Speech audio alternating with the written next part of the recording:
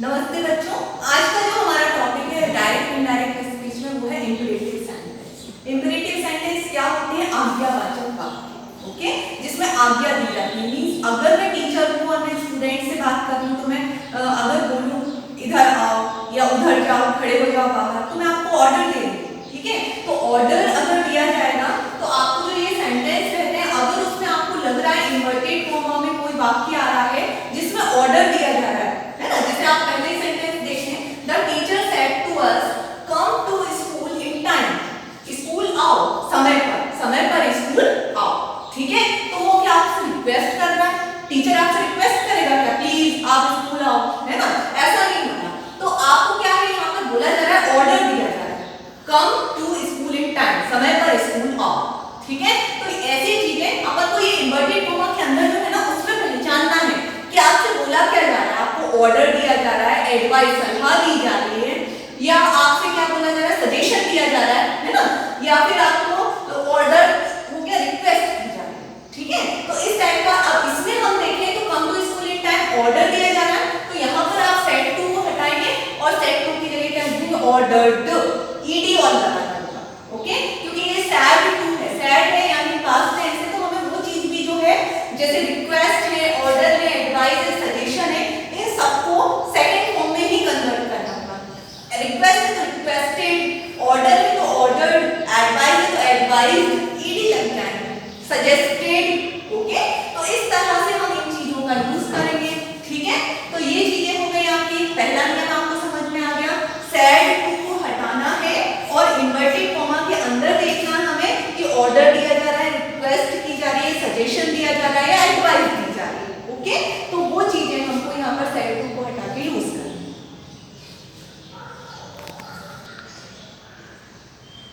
तो अपना पहला नियम ये हो गया, सैड टू को हटाएं और उसकी जगह पे अपन इन्वर्टेड कॉमा में जो चीजें हैं उसके हिसाब से अपन यहाँ पर वो चीज रखते हैं, ओके। पहली चीज हो गई। दूसरा आपको ये ध्यान रखना है कि ये जो इंपरेटिव सेंटेंस होते हैं ना, इसमें जब हम इन्वर्टेड कॉमा हटाते हैं तो इन्वर्टेड कॉमा के बाद आपको हटा के डैट का यूज नहीं करना, आप टू का यूज करना। बट कुछ क्वेश्चंस ऐसे होते हैं जिसमें इन्वर्टेड कॉमा में लेट्स से स्टार्ट होते हैं, तो लेट्स वाले में कुछ नियम चेंजेस होते हैं, तो वो मैं आपको बाद में बताऊंगी। उसमें हम कुछ सेंटेंस में दैट का भी यूज करते हैं, कुछ में टू का, तो वो चीजें हम अगली क्लास में सीखेंगे। बट अभी आप ये याद रखें कि सेंटेंस इंपरेटिव है और लेट्स से स्टार्ट नहीं हो रहे हैं, तो हमको ज्वाइन करने के लिए किसका यूज करना है, टू का, ओके। दूसरा नियम आपको समझ में आ गया, ठीक है। यहाँ पर आप किसका यूज करेंगे, टू का। तीसरा रूल आपका ये है कि टू के बाद मेन वर्ब आनी चाहिए, मेन क्रिया।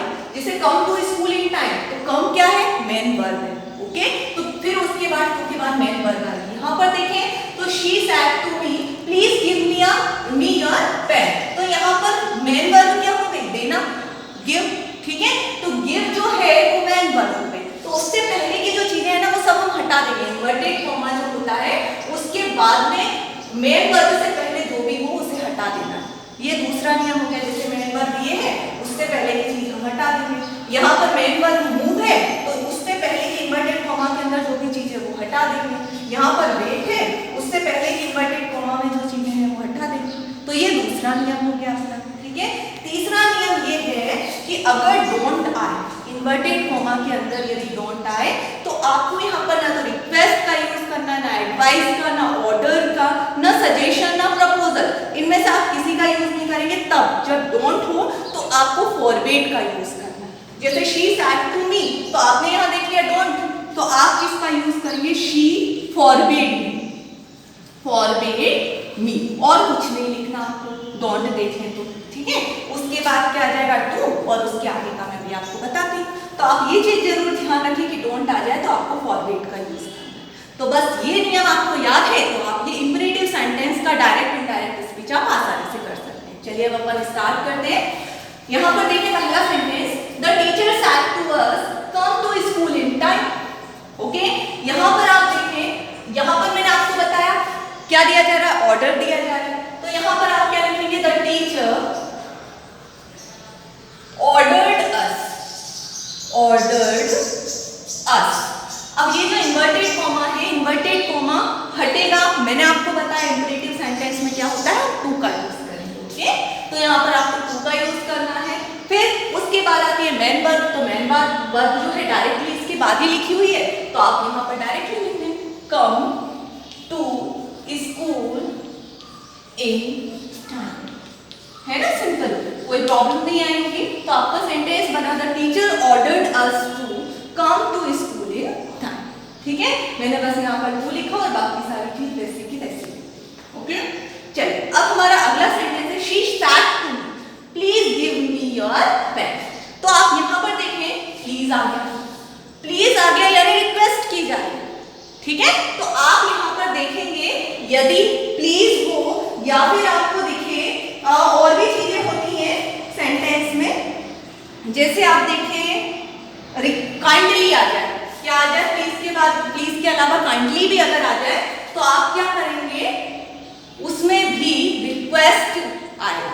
ठीक है, दो चीजें, आप किसी सेंटेंस में प्लीज देख लें या काइंडली देख लें, तो आपको क्या करना है, उसमें यहाँ सेट टू को हटा के रिक्वेस्ट लिखनी है। तो यहाँ पर प्लीज आ गया तो अपन रिक्वेस्ट का यूज कर लेते हैं। ठीक है, तो अपन ये चीजें भी ध्यान रखें। तो यहाँ पर अपन लिखेंगे शी रिक्वेस्टेड मी, रिक्वेस्ट की जा रही है तो रिक्वेस्टेड मी, इन्वर्टेड कॉमा हटाए तो आ गया। उसके बाद क्या आएगी, मैन वर्ब, मैन वर्ब क्या है, गिव, बाकी उससे पहले कितना भी चीजें लिखी हो सब हटा देना है। तो टू के बाद आप गिव लिखेंगे। अब यहाँ पर आप सेंटेंस को समझें, शी रिक्वेस्ट मी, उसने यानी दूसरी लड़की ने किससे कहा, मुझसे रिक्वेस्ट की, प्लीज गिव मी, मुझे क्या दो, योर पेन, तुम्हारा पेन दो। ठीक है, तो मी यानी फर्स्ट पर्सन और योर यानी सेकंड पर्सन। ओके, तो यहाँ पर अगर she said to me please give me, मुझे दो, तो ये बात किसकी हो रही है, लड़की की। ठीक है, किसकी, शी, यानी उसे चाहिए, उस लड़की को, सामने वाली लड़की को चाहिए। शी रिक्वेस्टेड मी, उसने, जैसे सपोज दैट यहाँ एक लड़की खड़ी है, शी रिक्वेस्टेड मी, उसने क्या बोला, मुझसे रिक्वेस्ट की, प्लीज गिव मी, मुझे क्या दो, योर पेन, तुम्हारा पेन दो। यानी ये जो है ये मेरी बात हो रही है और ये जो है वो उसकी बात हो रही है। आ रहा है समझ में? तो मी मीन्स वो लड़की, उसे चाहिए है मेरा पेन। ओके, तो ये है सेकेंड पर्सन और ये क्या है, फर्स्ट पर्सन। तो ये जो मी है ना, मी किसके लिए यूज कर रहे हैं हम, उस लड़की के लिए। ठीक है, उस लड़की को चाहिए पेन और किसका चाहिए, मेरा पेन चाहिए। ठीक है, मी, ये सेकेंड पर्सन है, ये कौन सा पर्सन है, सेकेंड, ये वाला सेकेंड है और ये, तो ये मेरी बात हो रही है, तो मेरी बात यहाँ पर हो रही है। ठीक है, आ रहा है ना समझ में? She said to me please give me a pen, तो उसने मुझसे कहा, मुझे, मेरे को क्या दो, तुम्हारा पेन दो। तो तुम्हारा यानी मेरा, और किसको चाहिए, उस लड़की को चाहिए। तो ये फर्स्ट पर्सन है यानी शी, और ये जो है किसका पेन चाहिए, मी वाले का, मेरे, है ना। तो अब हम देखें यहाँ पर क्या करना है, टू गिव, लड़की की बात हो रही है, तो शी के लिए हम किसका यूज करेंगे, हर का, लड़की के लिए हम क्या करेंगे, हर। ठीक है, और यूर यानी किसके लिए, सेकंड पर्सन क्या है, मी, तो मी के लिए हम क्या करेंगे, माय, मेरा पेन चाहिए उसे, हर, माय। ओके, तो इस तरह से सेंटेंस बनेगा, she requested me to give her my pen. Okay, ये हो गया हमारा। अगला सेंटेंस देखें, they said to me work hard if you want to pass. अब इसमें हम देखें, उसने दे सैड टू मी, उन्होंने या वे जो थे उन्होंने क्या कहा, मुझसे कहा वर्क हार्ड, मेहनत करो, इफ यू वांट टू पास, यदि पास होना चाहते हो। अब यहाँ क्या रिक्वेस्ट की जा रही है, ऑर्डर दिया जा रहा है, नहीं, यहाँ सलाह दी जा रही है, एडवाइस किया जा रहा है कि आप मेहनत करो अगर आपको पास होना है तो। ओके, तो आप यहाँ पर लिखेंगे दे एडवाइज्ड मी, फिर ये इन्वर्टेड कॉमा हटेगा तो टू आ जाएगा, है ना। फिर क्या आ जाएगा, वर्क हार्ड, नहीं, सॉरी।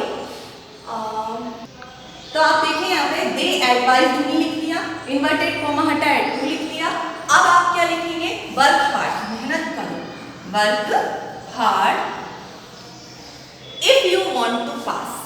ओके, तो इफ, अगर तुम पास होना चाहते हो, तो ये बात किसकी हो रही है, मेरी, कोई दूसरा मुझे सलाह दे रहा है कि मेहनत करो। या देखो, दे सैड टू मी, उन्होंने मुझसे कहा, जिन्होंने भी कहा है, किससे कहा, मेरे से, है ना, किसको सलाह दे रहे, मेरे को, कि मेहनत करो इफ यू वांट टू पास, यदि तुम पास होना चाहते हो। तो ये बात यू किसके लिए हो रही है, मेरे लिए, है ना, मैं पास होऊंगा अगर मैं मेहनत करूंगा या करूंगी। तो यहाँ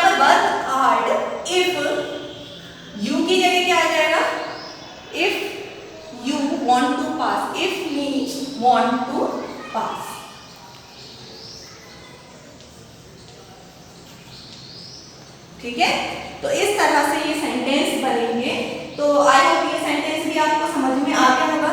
मी की जगह आप आई का यूज करें यहाँ पे, ठीक है, यहाँ स्टार्टिंग में है इसलिए, अगर लास्ट में होता ऑब्जेक्ट के रूप में यानी सब्जेक्ट कोई आ जाता तो हम मी का यूज कर देते। अब हम देखें he said to me would you please move a bit।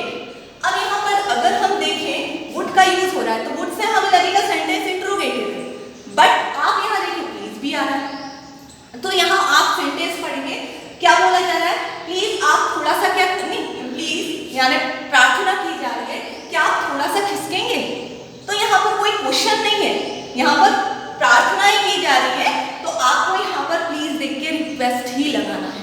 Okay, तो यहाँ पर अपन क्या करेंगे, ही रिक्वेस्टेड मी।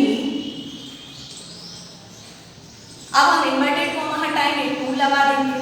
ओके, उसके बाद में मैंने आपको बताया फिर टू के बाद मैन वर्ब आती है, और यहाँ पर मैन वर्ब क्या है, मूव। ठीक है, खिसकना, मूव, हटना वहां से। तो मूव से पहले की इतनी सारी चीजें क्या हो जाएंगी, हट जाएंगी। डायरेक्ट आपको मैन वर्ब ही लगाना।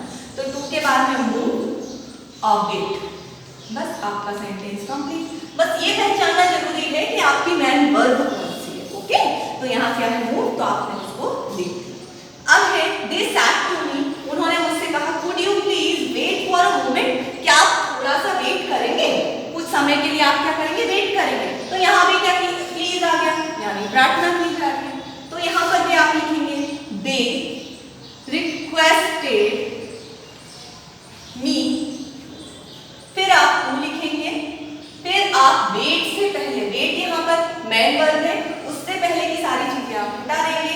तो यहाँ पर वेट फॉर अ मोमेंट, ये आपका सेंटेंस बन गया। बस थोड़ा सा समझने के लिए है, they requested me to wait for a moment. अगला है she said to me don't worry about that. तो यहाँ पर आप देखें डोंट आ गया, तो मैंने फॉर वेट का यूज कर लिया, मी लगा दिया, ज्वाइन करने के लिए मैंने टू लगा दिया। ठीक है, टू के बाद आप ये चीज हटा देंगे, वरी अबाउट दैट, ये चीज तो हट गई, मैन वर्ब ये है, तो आप क्या लिखेंगे, टू वरी अबाउट दैट।